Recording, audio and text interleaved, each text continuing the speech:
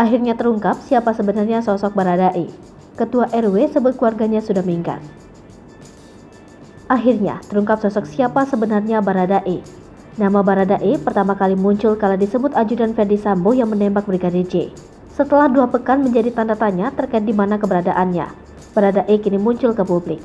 Dari penelusuran ternyata rumah Baradae berada di Manado, Sulawesi Utara. Hingga begini pengakuan Ketua RW atau Ketua Lingkungan Kompleks Rumah Baradae. Rumah Baradae yang ada di perumahan Tamara Residen, tepatnya di Kelurahan Mapanget Barat, Kecamatan Mapanget, Kota Manado saat ini terpantau sepi.